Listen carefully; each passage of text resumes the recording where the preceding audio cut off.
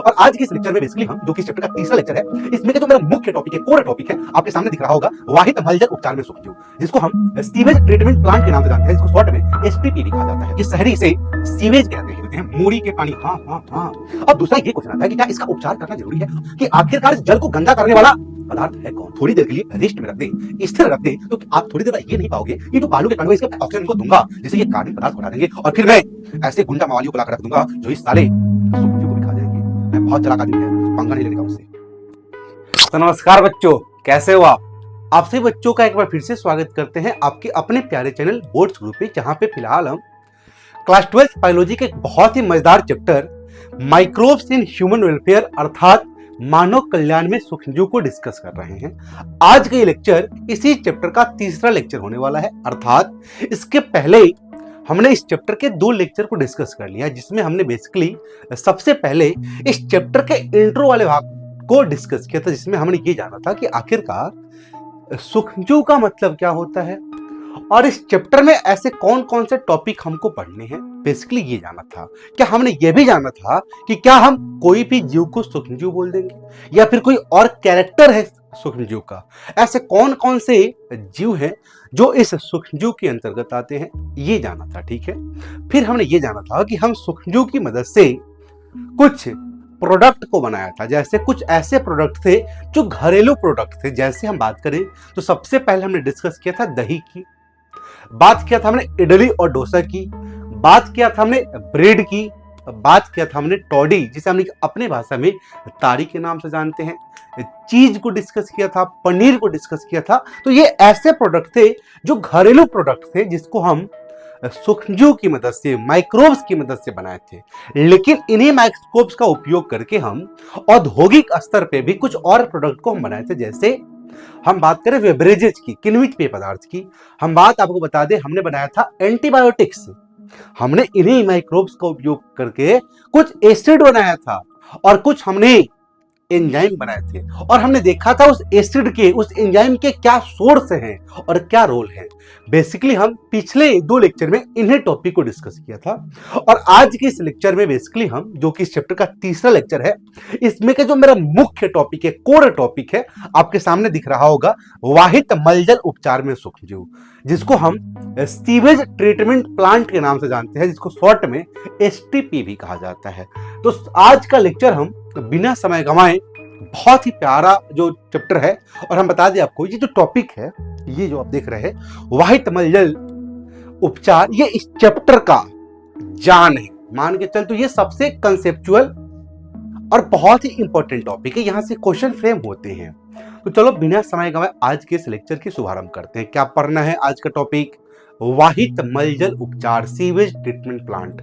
मेरे 3 बातों को सुनना। सबसे पहले इस सीवेज ट्रीटमेंट प्लांट में हम ये जानेंगे कि आखिरकार सीवेज ट्रीटमेंट प्लांट होता क्या है। ठीक, इस प्लांट को जानने से पहले ये जानेंगे आखिरकार सीवेज क्या होता है। एक बात बताओ भैया, हम उपचार तो करेंगे, लेकिन आखिरकार उपचार करने के लिए जो किसका उपचार करेंगे, हम किसको सीवेज बोलेंगे, हम किसको वाहित मलजल बोलेंगे, पहले ये डिस्कस करेंगे। फिर ये डिस्कस करेंगे आखिरकार क्या इस सीवेज को उपचार करना आवश्यक भी है, क्या इसको साफ करना आवश्यक भी है, अगर हां तो फिर कैसे करेंगे। पहले वाहित मलजल क्या होता है, क्या इसका उपचार जरूरी भी है, अगर हां तो फिर कैसे करेंगे। इन 3 टॉपिक को डिस्कस करके आज का लेक्चर हम समाप्त कर देंगे। तो चलो सबसे पहले हम ये जानते हैं कि आखिरकार वाहित मलजल अर्थात सीवेज होता क्या है। ये तो भाषा की बात है, लेकिन हम अगले स्लाइड पे कुछ टर्म के माध्यम से, कुछ बात के माध्यम से, कुछ स्टोरी के माध्यम से इस वाहित मलजल कंसेप्ट को आपके दिमाग में सेट करने की कोशिश करेंगे। देखो, ये वाहित मलजल बेसिक चीज है, तो आपको आनी चाहिए। अब हम एक नेक्स्ट स्लाइड में सबसे पहले ये दिखाते हैं। मान ले कि हम शहर में गए हैं। कहां गए हैं? शहर में। और शहर में वहां पे मेरा दोस्त रहता है रामलाल। अब वो शहर का नाम है मुंबई। कौन भाई? कौन भाई? मुंबई। वही सपनों का शहर जिसे आप मुंबई कहते हो। तो हम बेसिकली मुंबई पहुंच गए हैं। मुंबई में हमारा 6 मित्र रहते हैं और 6 इतने अमीर हैं कि 6 के पास, सभी के पास एक अपना घर है।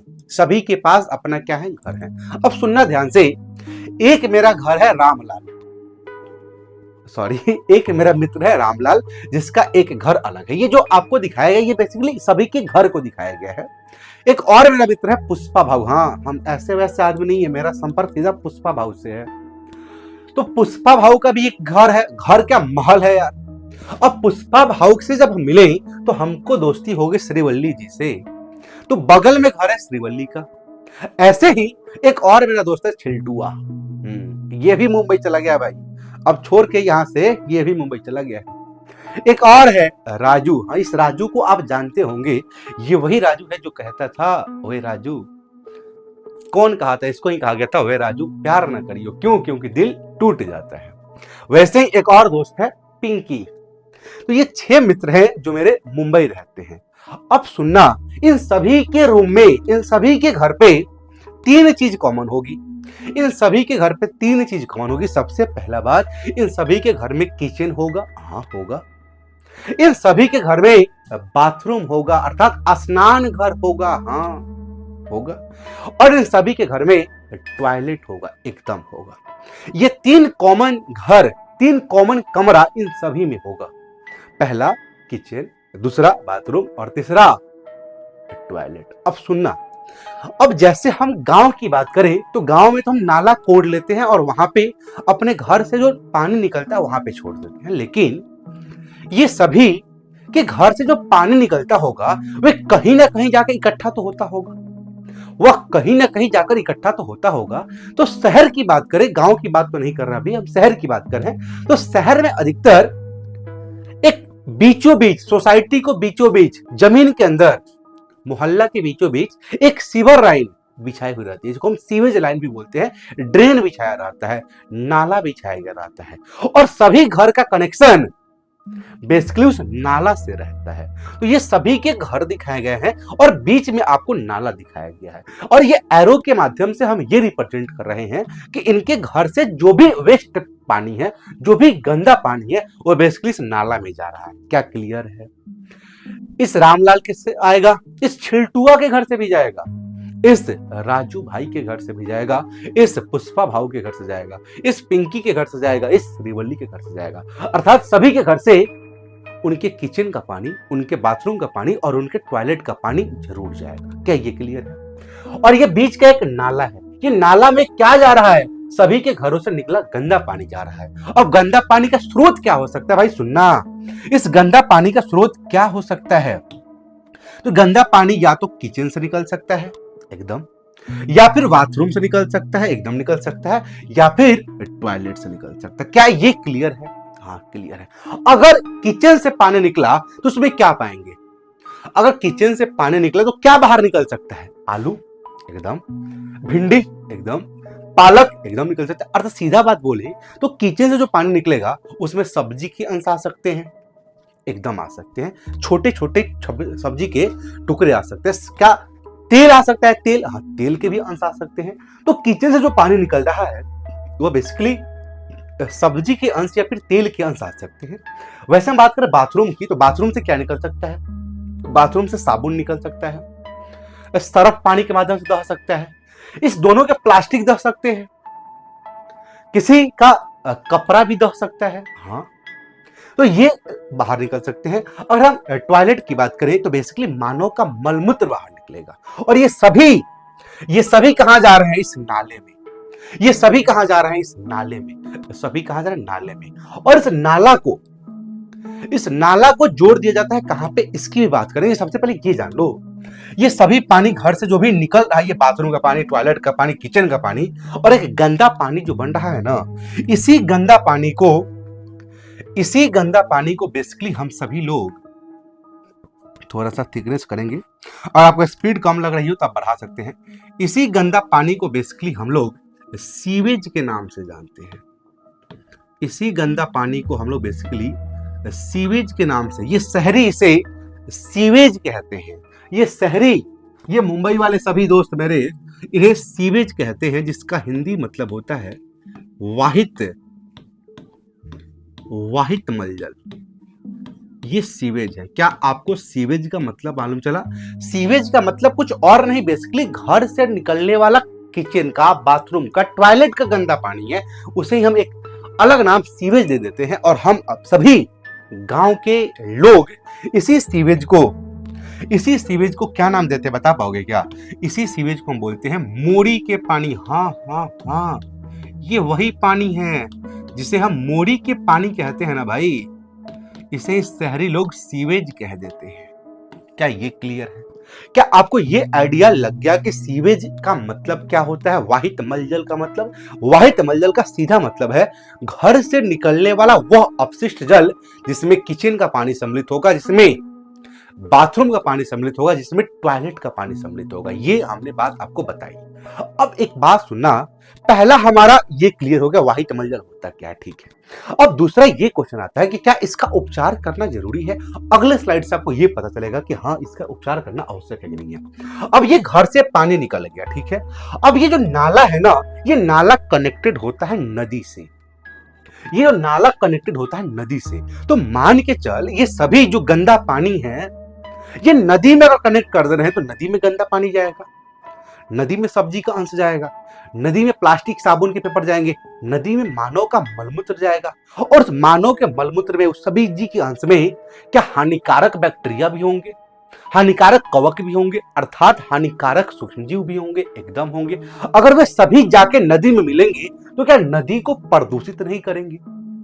क्या नदी को प्रदूषित नहीं करेंगे? और क्या हमारा अब यही काम रह गया है कि हम अपने प्राकृतिक जल स्रोतों को प्रदूषित करें? क्या डायरेक्टली या इनडायरेक्टली हम इस प्राकृतिक जल स्रोत, हम अपने नदी से जुड़े हुए नहीं है क्या? एकदम जुड़े हुए हैं। तो क्या हम अपने ही सामान को प्रदूषित करेंगे? नहीं। इसी कारण से हम क्या करते हैं, सुनना, इस पानी जो निकलता है इसके बीच में इस पानी को एक सिस्टम के थ्रू गुजारते हैं, जिस सिस्टम को हम एसटीपी कहते हैं। इस एसटीपी का बस यही काम होता है कि जो गंदा पानी है, जो किचन से आ रहा है, बाथरूम से आ रहा है, टॉयलेट से आ रहा है, इसको इस काबिल बना दे कि इसको अगर हम इस प्राकृतिक जल स्रोत में छोड़ें तो जल प्रदूषण नहीं हो। बस एसटीपी का यही काम है। अब ये भी मालूम चल गया कि हाँ, वाहित मलजल क्या होता है, ये भी मालूम चल गया कि इसका उपचार आवश्यक तो है। अब तीसरा हमारा लास्ट ये क्वेश्चन आता है कि इसका उपचार कैसे करेंगे। तो इस वाहित मलजल का उपचार 2 स्टेज में होता है। कितने स्टेज में? 2 स्टेज में होता है। पहले क्या करते हैं, फिर क्या करते हैं। अब इसके मतलब किसके, ये जो हम अभी आपको एक डायग्राम के माध्यम से, कुछ स्टोरी के माध्यम से आपके दिमाग में सेट की है, अगर वही आपके एग्जाम में क्वेश्चन पूछ दे तो फिर आप क्या लिखोगे? इसी कारण से हमने आपके लिए इसी को एक भाषा का रूप दिया है जो आपके लिए इंपॉर्टेंट है। ये देख लें। अब भाषा का रूप इंपॉर्टेंट है क्योंकि आप बोर्ड का एग्जाम देने वाले हो और बोर्ड में भाषा पूछता है। क्या कहने वाला, आराम आराम से देखना, बहुत प्यार से। ये रहा। चलो, वाहित मलजल सीवेज क्या होता है? तो शहरी या नगरी, कहने का मतलब है जो शहर में घर होते हैं या फिर नगर में घर होते हैं, उनसे निकलने वाला वह अपशिष्ट मतलब गंदा जल, जिसे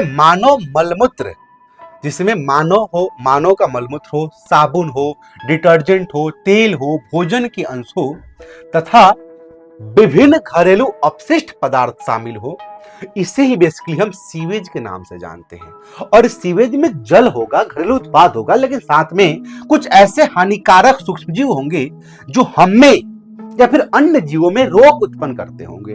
तो जब हम में रोग उत्पन्न कर रहे हैं तो इसको साफ तो करना होगा। तो इसके लिए हमारे पास एक सिस्टम है, जिस सिस्टम को हम सीवेज ट्रीटमेंट प्लांट, शॉर्ट में एसटीपी के नाम से जानते हैं। अब ये एसटीपी क्या होता है, सुनना। एसटीपी वह स्थान है जहां पे वाहित मल या फिर सीवेज का उपचार कर उसे प्रदूषण रहित बनाया जाता है, ताकि उसे नदियों या अन्य जल स्रोतों में छोड़ा जा सके। क्या ये हमने इस स्लाइड में यही डिस्कस नहीं किया है? इन दोनों स्लाइड में यही डिस्कस नहीं किया है? हाँ, एकदम किया है। अब आओ हम ये जानते हैं कि आखिरकार इस सीवेज का उपचार कैसे करेंगे। एक बात बताओ, मान ले हम बोले कि भाई हमें रोग हुआ है, डॉक्टर के पास जाके बोले हमें रोग हुआ है, आप हमें दवा दे दो, आप हमारा ट्रीटमेंट कर दो। तो दवा देने से पहले डॉक्टर को यह पता तो होना चाहिए कि आखिरकार हमको रोग हुआ क्या है, और रोग अर्थात संक्रमण किसके चलते फैला हुआ है। अगर ये हमको आइडिया लग जाए, ये डॉक्टर को आइडिया लग जाए, तो डॉक्टर उस पर्टिकुलर चीज का दवा देकर हमें ठीक कर देगा। ठीक वैसे ही अगर हमें यह पता चल जाए कि इस वाहित मलजल, इस गंदा जल में कौन सा भाग इस जल को गंदा बना रहा है, कौन से चीज हैं, कौन से पार्ट हैं जो इस जल को गंदा बना रहे हैं, और ये सब हमको पता चल जाए, तो क्या उस भाग को हटाकर उस जल को फिर से साफ नहीं किया जा सकता है? क्या एकदम किया जा सकता है? तो आओ सबसे पहले हम ये जानते हैं कि आखिरकार इस जल को गंदा करने वाला पदार्थ है कौन। आओ सबसे पहले ये जानते हैं। अब एक बात बताओ, जैसे तुम्हारे घर से, किचन से निकल रहा है पानी, तुम्हारे बाथरूम से निकल रहा है, तो उसमें कुछ ऐसे पदार्थ होंगे जो पानी में फ्लोट कर रहा होगा, तैर रहा होगा, एकदम तैर रहा होगा। जैसे प्लास्टिक ले ले, शैम्पू बाल में लगाए, शैम्पू का जो प्लास्टिक है वह उसी में छोड़ दिए, तो पानी के माध्यम से शैम्पू का प्लास्टिक भी गया, सर्फ का प्लास्टिक भी गया। कभी कभी किचन से प्लास्टिक आ जाता है, कभी कभी कपड़ा दह जाता है। तो ये सभी ऐसे पदार्थ हैं जो ऊपर ऊपर तैरते हैं, और तैर रहे हैं, ये भी तो गंदा कर रहे हैं, पानी को एकदम कर रहे हैं।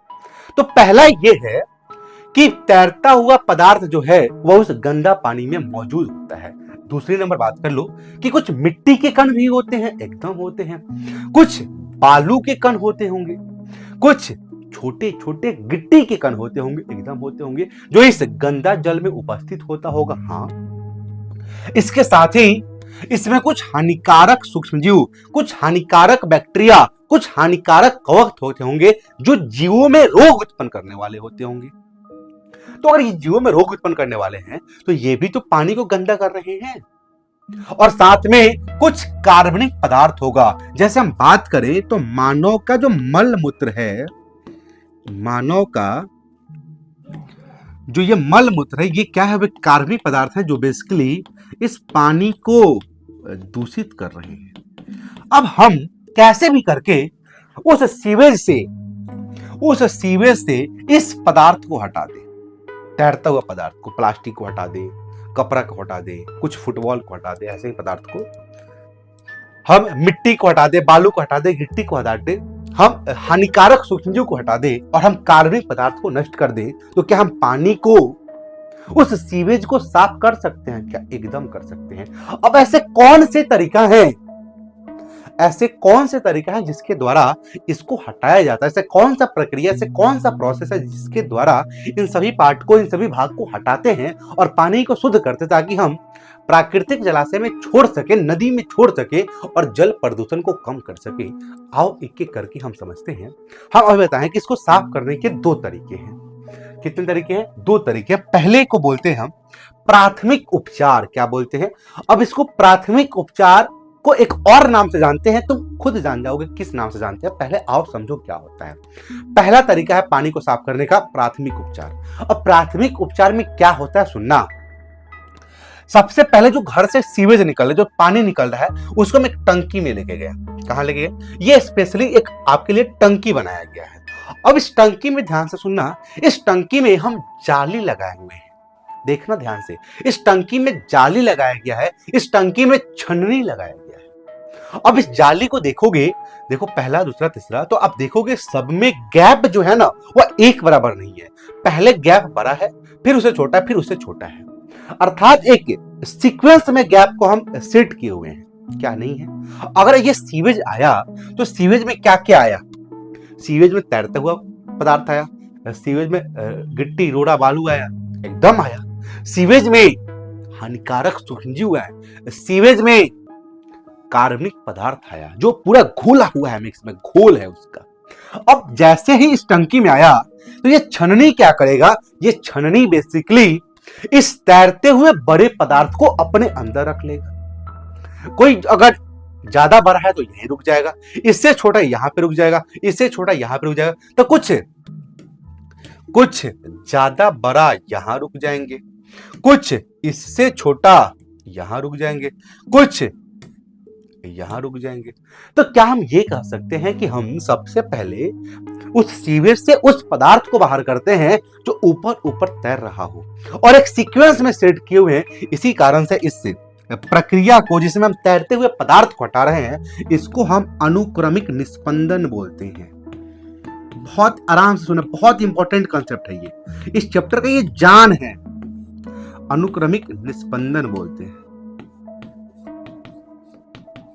अब हिंदी देख लेना इसको, इंग्लिश में इसको तो सीक्वेंशियल फिल्ट्रेशन के नाम से जानते हैं, हिंदी एक बार देख लेना। तो प्राथमिक उपचार में सबसे पहले हम क्या करते हैं, तैरते हुए पदार्थ को हटाते हैं, और तैरते हुए पदार्थ को हटाना छननी की मदद से बेसिकली अनुक्रमिक निस्पंदन कहलाता है। ये वही बात हो गई जैसे आप क्रिकेट खेल रहे हो और आपका बॉल जाकर अचानक से नाली में गिर जाता है, तो बॉल डूबता है क्या? नहीं, वो पानी में तैर रहा होता है। तो क्या उसको हटाने के लिए आप क्या करते हो?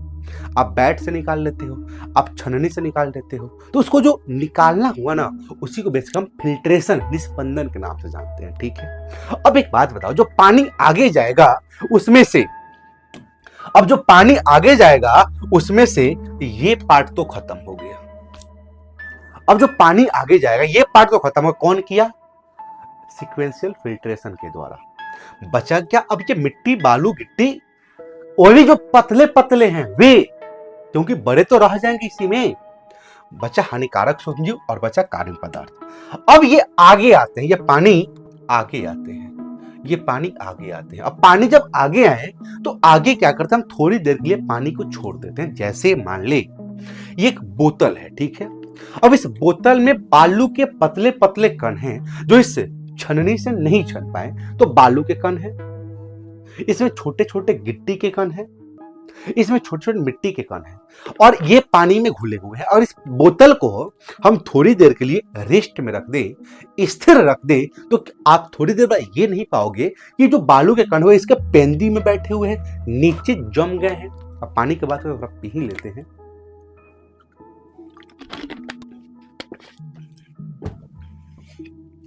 तो ये जो बालू के कण होंगे, मिट्टी होंगे, छोटे छोटे गिट्टी होंगे, वो बेसिकली इस टंकी में नीचे बैठ जाएंगे, और नीचे बैठने की प्रक्रिया अवसादन कहलाती है, सेडिमेंटेशन कहलाती है, अवसादन कहलाती है, सेडिमेंटेशन कहलाती है, सेडिमेंटेशन कहलाती है। और ऊपर ऊपर क्या बचा? ऊपर ऊपर केवल पानी बचा, जिस पानी में कार्बनिक पदार्थ भी है और हानिकारक सूक्ष्मजीव भी है। क्या कहने का मतलब सुनना, इस तैरता हुआ पदार्थ को हटा दिए फिल्ट्रेशन के द्वारा, ठीक है। इसको हटा दिए हम, इसको हटा दिए हम सेडिमेंटेशन और साधन के द्वारा। ये नीचे बैठ गया, ये छन गया। अब आगे जो पानी प्राप्त हो रहा है उसमें क्या क्या है? हानिकारक सूक्ष्मजीव हैं, ये कार्बनिक पदार्थ हैं। अब आओ इसको कैसे दूर करोगे, इसको भी देख लो। अब ध्यान देना, ये जो नीचे बैठा हुआ है, जो नीचे बैठा हुआ है, इस नीचे हुए बैठे हुए भाग को बेसिकली हम प्राथमिक ओमल कहते हैं। प्राथमिक ओमल, ओमल का मतलब होता है कीचड़, ओमल अर्थात कीचड़, ओमल अर्थात कीचड़, जिसे आप, अब कीचड़ भी साला लिखने नहीं आ रहा है रे मेरे को, ओमल अर्थात कीचड़, कीचड़, जिसे आप स्लज कहते हो इंग्लिश में, स्लज। और ये जो ऊपर ऊपर ये पानी तैर रहा है, इसे बेसिकली हम नाम देते हैं प्राथमिक बहिस्राव। क्या नाम देते हैं?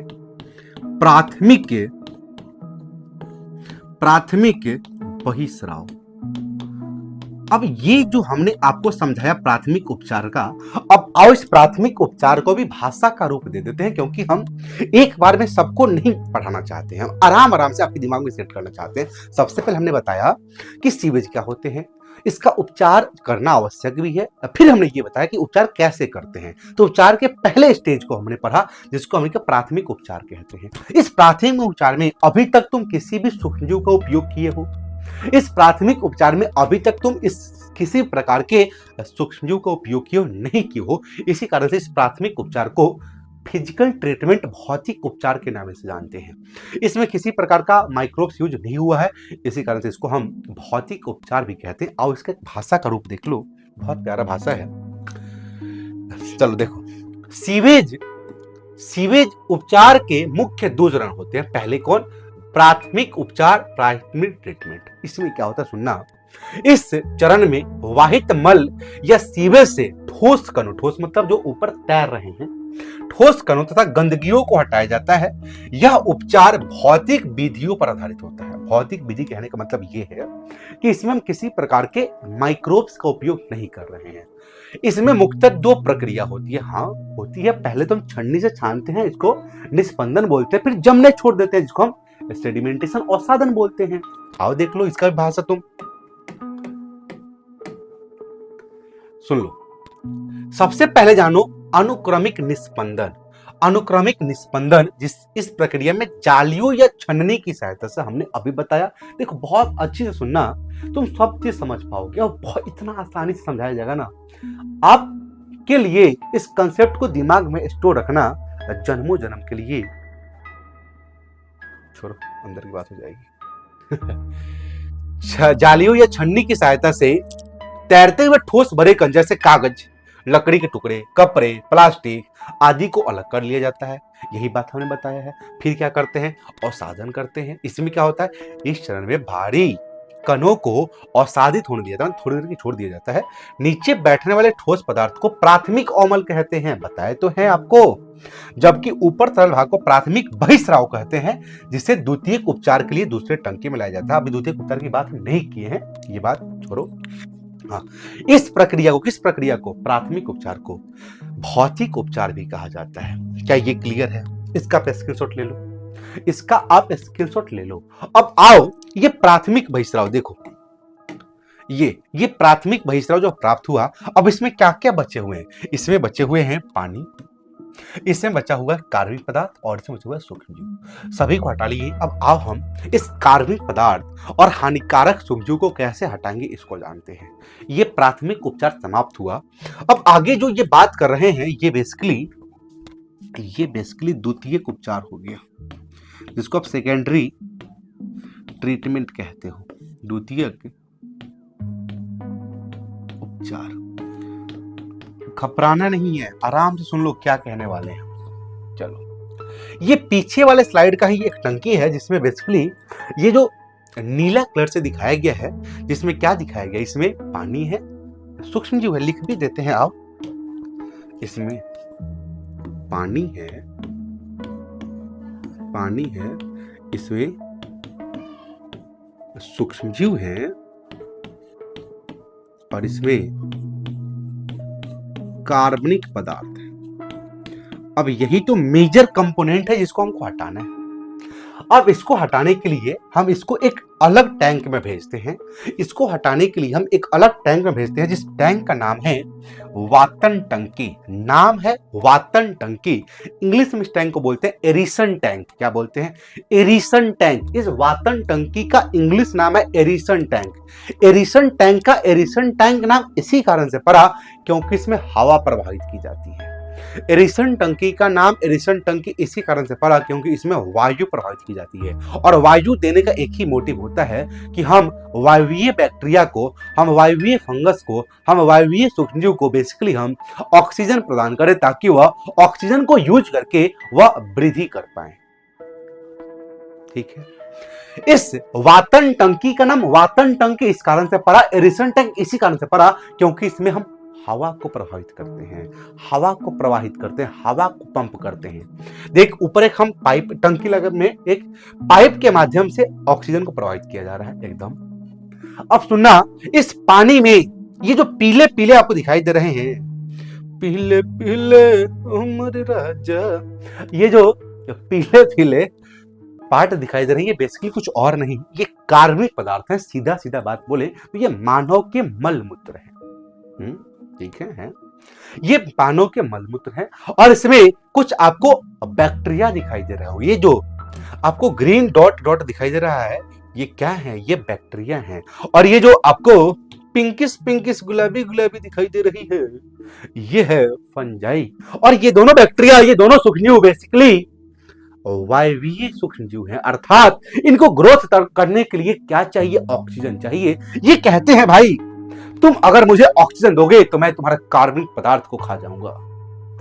तुम मुझे ऑक्सीजन दो, मैं तुम्हारे कार्बनिक पदार्थ को खत्म करूंगा। तो हम क्या करेंगे, हमको तो इस सूक्ष्मजीव को अलग करना है, कार्बनिक पदार्थ को अलग करना है। तो कार्बनिक पदार्थ को भगाने का काम ये सूक्ष्मजीव करने वाले हैं।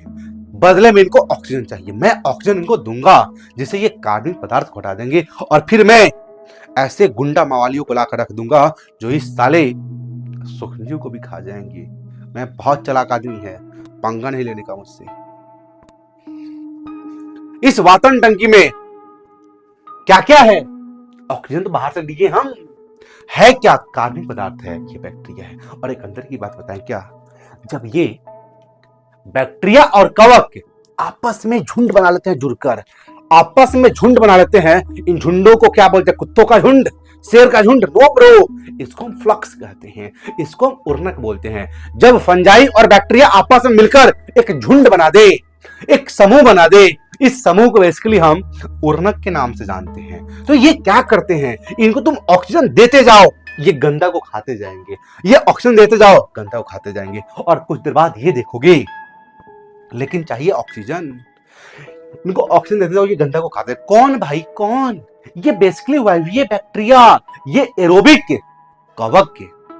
अब थोड़ी देर बाद ये देखोगे इस टंकी में कि सारा के सारा कार्बनिक पदार्थ को ये साले खा गए, बदले में हम इनको क्या दिए, ऑक्सीजन। इसी कारण से टंकी का नाम पड़ा वातन टंकी।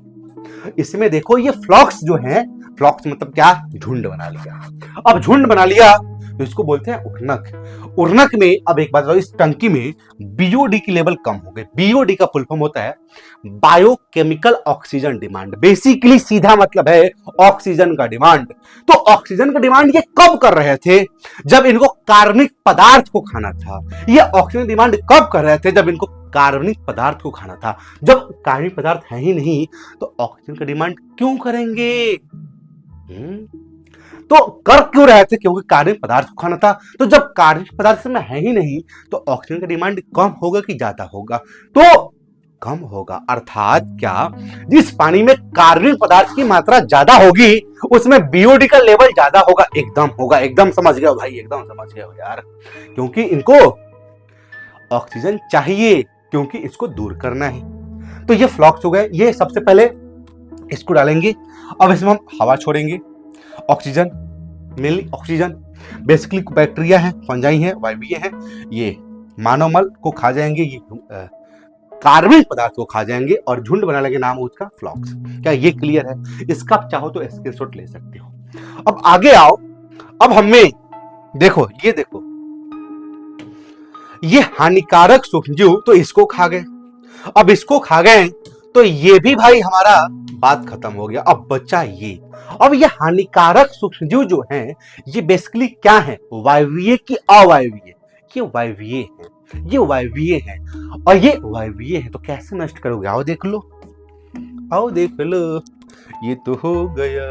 चलो अब थोड़ी देर के खातिर ये ग्रुप वाले पार्टनर को, इसको थोड़ी देर के खातिर हम स्टेटर होने के लिए छोड़ देते हैं, जिससे क्या होता है, ये जो उर्नक है, जो फ्लॉक्स है, जो बैक्टीरिया और फंजाई का समूह है, ये बेसिकली नीचे सेटल हो जाता है।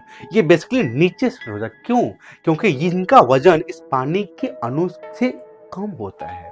तो जब नीचे बैठ जाएंगे उर्नक, तो इसका उपयोग हम फिर बाद में जामन की तरह करते हैं, वो बात की बात है। अब क्या करते हैं, सेटलिंग टैंक से भेजते हैं इसको एनएरोबिक स्लज डाइजेस्टर में।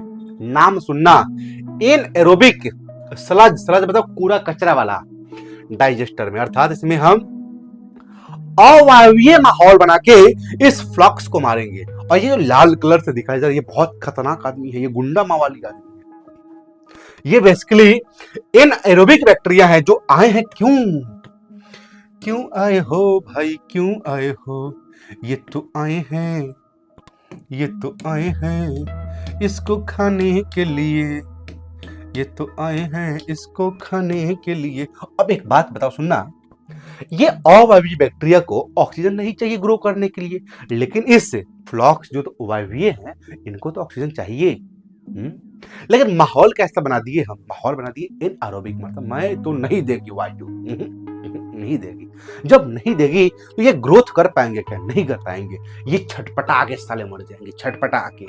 और साथ में मैं इस गुंडा मवाली को भी छोड़ दी है, ये इन सभी को नष्ट कर देगा। अब एक बात बताओ, यहां देखो, ये फ्लॉक्स, ये बैक्टीरिया इसको खा गए, कार्बनिक पदार्थ को खा गए। अब इस कार्बनिक पदार्थ को खाने वाले फ्लॉक्स को हम खत्म कर दिए अवायवीय माहौल बना के और गुंडा मवाली को बनाकर। अब ये गुंडा मवाली को भी तो हटाना पड़ेगा, ये गुंडा मवाली को भी हटाना पड़ेगा। अब गुंडा मवाली को हटाने के लिए इनको ऐसे जगह में छोड़ दो जहां पे पुलिस की नंबर ज्यादा है, जहां पे अच्छे लोग ज्यादा हैं।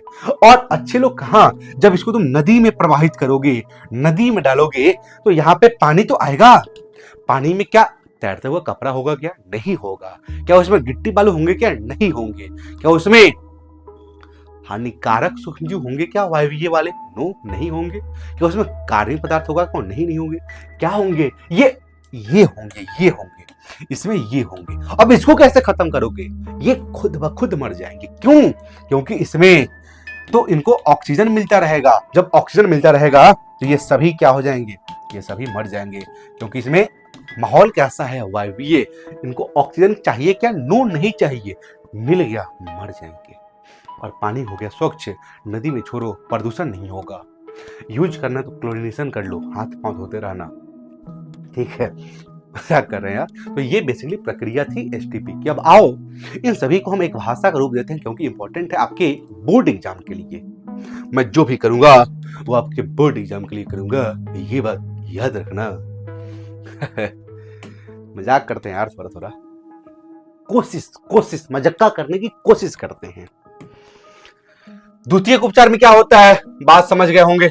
और लाइन बाय लाइन पढ़ते हैं, अब जानोगे। उपचार जैविक उपचार का नाम से चलता है। अच्छा, ये बात लिख दोगे? आओ हम जान जाएंगे सब बात। देख भाई, द्वितीयक उपचार को जैविक उपचार इसी कारण से कहते हैं क्योंकि इसमें हम माइक्रोब्स का उपयोग करते हैं। क्या प्राथमिक में किए थे? क्या नहीं किए थे? अगर इसमें भी इस उपचार में भी माइक्रोब्स का उपयोग नहीं होता तो फिर इस टॉपिक को मैं इस चैप्टर में पढ़ाती ही नहीं। पढ़ाती क्योंकि ये वे चैप्टर है जिसमें हम सूक्ष्मजीवों की बात करेंगे, वो भी मानव कल्याण के लिए। तो अगर सूक्ष्मजीवों की बात होता ही नहीं तो फिर टॉपिक आता क्या? बहुत कितना प्यारा बात है। चलो समझ रहे हो। तो उपचार जैविक उपचार का नाम जाना जाता है क्योंकि इसमें सूक्ष्मजीवों की सहायता से सीवेज में उपस्थित कार्बनिक पदार्थों और हानिकारक सूक्ष्मजीवों को अलग किया जाता है। इस उपचार में 3 टैंक होते हैं, एकदम बहुत बढ़िया होते हैं। पहले का वातन टंकी, एरिसन टंकी नाम है, इससे इसमें हवा प्रवाहित किया जाएगा। इसमें प्राथमिक बहिस्राव को उपचार के लिए लाया जाता है, एकदम सही बात है। जहां इसे लगातार रोटेट करते हैं, घुमाते मिक्स करते हैं बेसिकली हम ऑक्सीजन को, और साथ में इसे लगातार हवा प्रवाहित की जाती है एकदम। जब ऑक्सीजन सूक्ष्मजीवों कौन? मुख्यतः वायवीय जीवाणु और कवक के विकास में सहायक होती है। अभी तो बताए हैं, ये ग्रो करेंगे। सूक्ष्मजीव कार्बनिक पदार्थों को ऑक्सीकृत द्वारा उर्णक नामक समूह बनाते हैं। अर्थात ये दोनों मारे कैसे? झुंड बनाकर। झुंड क्या बोलते हैं? जब कवक और बैक्टीरिया झुंड बनाए तो उसको हम उर्णक फ्लक्स बोलते हैं। इन प्रक्रियाओं में से बायोकेमिकल ऑक्सीजन डिमांड कम हो जाता है। सीधा मतलब ऑक्सीजन का डिमांड कम हो जाता है। ऐसे इसका परिभाषा एग्जाम में पूछता है, हम लास्ट में इसको एक्सप्लेन करेंगे। आप इंतजार करना। किसका? इंतजार नहीं करना। चलो, ये पहला टंकी हो, दूसरा टंकी हो गया निष्पादन टंकी, जिसको हम लोग एसेटिलीन टैंक बोलते हैं। इसमें छोड़ दें थोड़ा देर के लिए इसमें छोड़ देते हैं। जब सीवेज का बीओडी पर्याप्त रूप से कम हो जाता है, अर्थात उसमें कार्बनिक पदार्थ खत्म हो जाता है, तो बहिस्राव इफ्लुएंट को इस टंकी में भेजते हैं, जहां फ्लक्स धीरे धीरे नीचे बैठ जाते हैं, जिसको मैं गुंडा मवाली भेजकर मार देगी। जिन्हें सक्रिय अमल अर्थात कीचड़, साला कीचड़ा लिखा गया है, कीचड़ा। ये क्या कीचड़ा लिखा गया है रे? ये कीचड़ या एक्टिवेटेड स्लज कहा जाता है। कुछ मात्रा में सक्रिय अमल को वातन टंकी में भेज दिया जाता है, जबकि अधिकांश मात्रा को आगे टैंक में भेजते हैं। कौन टैंक में? टैंक का नाम है एनारोबिक स्लज डाइजेस्टर। पढ़ ले। सक्रिय अमल के शेष भाग को पंप की सहायता से टंकी में भेजा जाता है, जहां अवायवीय जीवाणु, बहुत बढ़िया बात है, कार्बनिक पदार्थों का अपघटन करते हैं। इस कार्बनिक पदार्थों का रे ओ भोजो क्या मजाक कर दिया रे। ये जीवाणु अवैजनु इस फ्लॉक्स का भाई, इस जीवाणु फ्लॉक्स किसका, उर्नक का अपघटन करते हैं। इस प्रक्रिया से क्या रिलीज होगी, मीथेन होगी। ये क्या लिख दिए हो भाई, ये क्या लिख दिए हो मर्दावा, जिसमें फ्लॉक्स के साथ मीथेन होगा, मीथेन के साथ H2S होगा, CO2 होगा, ये सभी गैस मुक्त होगी, बायोगैस कहलाती है। द्वितीय उपचार के बाद बहिस्राव को समानता प्राकृतिक जलाशय में छोड़ दिया जाता है। ये बात हमने सभी कर ली है। आई होप आज का लेक्चर आपको समझ में आया होगा। नहीं, कुछ और स्लाइड है। तो बेसिकली हम बायोकेमिकल ऑक्सीजन डिमांड को समझना। सुनना, मान ले ये 1 लीटर का बोतल है, ठीक। इस 1 लीटर बोतल में हमने क्या किया है, उस सीवेज को रखा है, और सीवेज में क्या क्या है, बैक्टीरिया है और बेसिकली कार्बनिक पदार्थ है। तो इस कार्बनिक पदार्थ को इस 1 लीटर जल से खत्म करने के लिए बैक्टीरिया जितनी आवश्यकता, बैक्टीरिया या फिर सूक्ष्मजीव जितनी ऑक्सीजन मांगेगा, उसी ऑक्सीजन की मात्रा को बेसिकली हम BOD कहते हैं। सुनना, ये 1 लीटर पानी है, इस पानी में कार्बनिक पदार्थ है, तो कार्बनिक पदार्थ को हटाना है। तो इस कार्बनिक पदार्थ को हटाने के लिए वे सूक्ष्मजीव जितना ऑक्सीजन मांगे, उस मात्रा को हम BOD कहते हैं। और ये BOD मात्रा कम मांग रहा है, अर्थात कचरा कम है, ऑक्सीजन ज्यादा मांग रहा है, मतलब ज्यादा कचरा है। पढ़ ले परिभाषा। 1 लीटर अपशिष्ट अर्थात गंदा जल में, अपशिष्ट अर्थात गंदा जल में कार्बनिक पदार्थों को सूक्ष्म जीवों द्वारा विघटित या ऑक्सीकृत करने में आवश्यक ऑक्सीजन की मात्रा BOD कहलाती है। ये कह रहा है जितना गंदा पानी उतना ज्यादा BOD। बढ़िया बात है। हाँ, एक और फ्लॉक्स सुन ले। फ्लॉक्स तो हम बता ही है, ऐसे देख ले परिभाषा, जहां में ये क्वेश्चन पूछे गए हैं। उर्नक या फ्लॉक्स सूक्ष्म जीवों, बैक्टीरिया और फंजाई के समूह होते हैं। अब आपस में कैसे गले मिलकर चिपकेंगे, का रे ना। प्रोटीन की कुछ चिपचिपी पदार्थ होती है जो एक दूसरे से जोड़कर जाल जैसी मिस लाइक स्ट्रक्चर अर्थात जाल जैसी संरचना बनाती है, जो अपशिष्ट जल में कार्बनिक पदार्थों को अपघटन कर BOD घटाते हैं। और सिर्फ भारत के पर्यावरण और वन मंत्रालय द्वारा शुरू किए गए गंगा एक्शन प्लान और यमुना एक्शन प्लान जैसे योजनाओं का मुख्य उद्देश्य नदियों में प्रदूषण को कम करना और स्वच्छ जल की उपलब्धता बताना। मतलब गंगा एक्शन प्लान और यमुना एक्शन प्लान बेसिकली क्या करते हैं, सीवेज ट्रीटमेंट प्लांट को बढ़ावा दे रहे हैं ताकि नदी में जो पानी है शहर से वे साफ होकर आए। तो ये आज के टॉपिक थे। आई होप आपको, ये देखो, ये देख रहे हो भाई, बहुत प्यारा आदमी है यार। तो आई होप आज का लेक्चर आपको समझ में आया होगा। नेक्स्ट लेक्चर में क्या पढ़ेंगे, नेक्स्ट लेक्चर बेसिकली हम बायोगैस पढ़ेंगे, जिसको आप गोबर गैस भी कहते हो। तो बायोगैस और गोबर गैस में क्या अंतर है ये जानेंगे।